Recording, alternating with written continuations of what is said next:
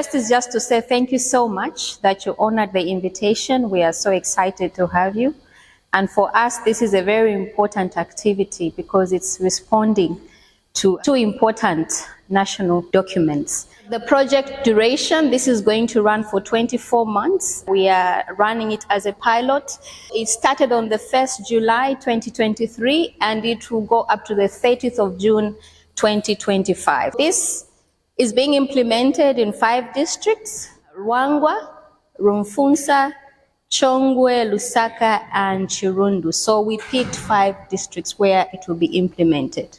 The key approach is centered on the capacity building through training, dialogue reviews, desk research, expert meetings, engagement of different stakeholders and consultation for civil society engagement with government through different civil society voices in climate action in the country. The project will firstly implement the trainings, but before that, this is a second activity I must mention. The first activity, we did a stakeholders mapping because we wanted to understand, do we have civil society in these districts? We wanted to map all the strategic institutions and then also people living with disabilities. So we did the first activity and we were in Chirundu in August. And here we are undertaking the second activity, which are the trainings. We'll be sharing ideas within the 5 districts. And when we have captured this pilot phase, we will then say, if in 5 districts, these are some of the issues. In English, the researchers would say, we'll extrapolate time, meaning we'll take it to say, even maybe at national level, the things are like this. You know, like most stakeholders don't have enough funds, you know, to implement activities according to the NDC and NAP.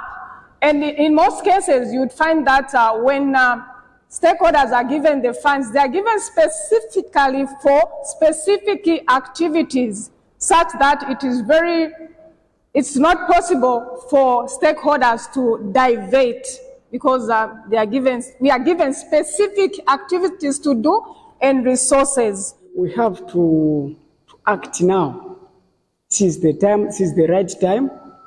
And also other people who are contributing, they said, no, we have to do this, we have to act now for our future generation. If there are floods in rural areas and in urban areas, in the rural areas, those who are in rural areas, they can even drink that dirty water minus getting sick. But those who are in urban areas, if they taste that water, they will get sick. So that's why I'm saying in rural areas, it's very easy to adapt the situation. They just need to help somewhere so that they can also improve. So there is no data that is there at the grassroots. So in other words, we are saying if the top officers have to get the data from the grassroots, there is nothing that they can get from there to the top there. So something has to be done from the grassroots rather. Lack of ownership. So a lot of people, they are failing to adapt to new ideas. For example, we discovered that climate change is here to stay. Hence, people are failing to adapt to new ideas. Thatched houses are actually cooler than when we just use the normal roofing. You find that when we go to these lodges in the lower Zambezi, they are actually even cooler. They don't even have aircon, but because of the type of roofing, they use the thatched, and it's way cooler than us here, who are using just the normal roofing. Even the type of walls that we use, not really the thick ones, can also bring that cooling effect to the houses. We need to change the mindset, and we need to maybe look at why things were being done in a certain way in the past. Yeah, like you're saying, a long time ago, people would just have wire fences and the natural environment is preserved, but now everything is being built up, and so we are not looking at nature and the environment and what needs to be done. So I think lack of adherence to the laid down procedures. One of the strategies that we, as agriculture, we look at is actually to mitigate climate change is to teach farmers sustainable agricultural methods, such as conservation agriculture. We as farmers, Each time it rains, we measure the rains in order for us to know whether the amount of rain is enough for us to grow certain types of crops. For example, if the rains are not enough, maybe we may not be able to grow maize. So instead, we can grow some like drought-resistant crops. So that's the reason why we always measure the rains. We have a rain gauge, and my colleague is bringing it. Community sensitization on the good environmental practice. This is usually done by the Department of Agriculture and Forestry, who they teach the communities in the villages and the farmers on good practice on environmental, to have good practice on the environment, like when they are farming. There is also the smart agriculture, where people are taught on how to practice good kind of agriculture.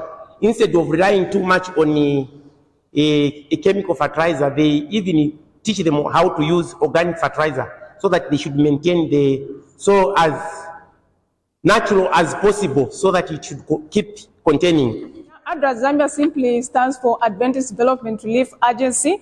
So it's a humanitarian department, or rather organization, which help the livelihoods of people. And our aim is actually to change the lives of people in Zambia.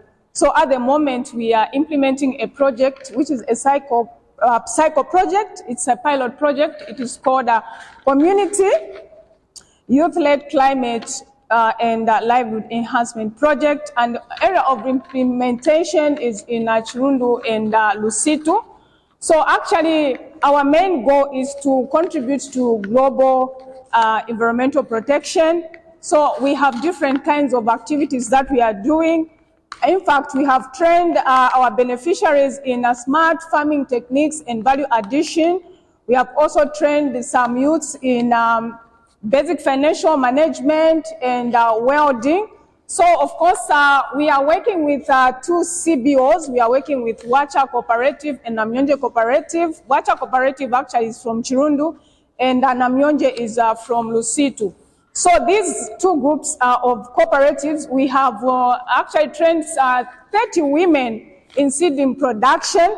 So they are doing seeds, tree fruit seedlings. Yes, so that could help them to have a sustainable livelihoods. And we also have some youths who are being trained to make energy efficient cook stoves, which don't use big trees, because the idea is to protect the environment. When you get land for building our properties, we should not necessarily clear off all the trees in that land, or if at all we don't have much trees, we are encouraged to plant a lot of trees in our yards, especially trees that will also benefit us with food, that will give us fruits at the end of the day. We are building resilient structures in our wards. E.g., we are building a double-story classroom block at Mandenga Secondary School. And in short, in all the wards, there are projects which we are doing. Number two, we are also sinking modernized boreholes. E.g., we've put solar-powered boreholes at Naroba village, that's in Musaya ward, and also at in Skongo ward, that is at T Junction. Then we are also encouraging our people in our communities to do tree planting. Thank you so much for your attention, where we've learned a lot from what you're doing as a community when it comes to climate change. And we have learned the importance of collaboration. We, as a group, discussed the challenges we face in collaborating with each other, and also came up with solutions. As we go out there, we need to find ways of collaborating in terms of climate change. We need to find ways of how we're going to implement or contribute towards climate action. Climate action begins with you. We all want the same thing, and that is to champion climate change. So for that reason, I just want to thank each one of us for participating and for spending time with us. This is just a second activity. You can imagine, program ya Mbache Manje Manje, and this is the second activity we are doing under this project. So there are more meetings to come at national level, and we'll still be coming back within districts. So stay focused in terms of after Mapunzira Manje, what is it then that you are going to do next? Obviously, you are going to read more about the NDCs and try to share more ideas when we come back in meetings like this. It could be maybe in championing water security, it could be in championing food security, it could be in championing energy poverty, different areas where we can meet as stakeholders. So this is not the end of CEJ coming in the district. There are still more activities that we'll be doing under the strengthening civil society voices for climate change advocacy in Zambia. There are more activities that are laid down for us to follow. Thank you so much that you created time to be with us for the last 2 days. I must mention that I feel so encouraged and motivated because of the interventions that you are actually undertaking. So for me, it's to encourage you to continue working together. Issues of climate change, they have come, so we must embrace them. But as we are doing so, we need to invest in adaptation and mitigation interventions. This is a collective responsibility for all of us. It doesn't matter your role in society, the race, your age, your affiliation. We need to work together if we are to combat the impacts of climate change. It's now my honor to officially close the training in Chirundu district on climate change adaptation and mitigation. Thank you.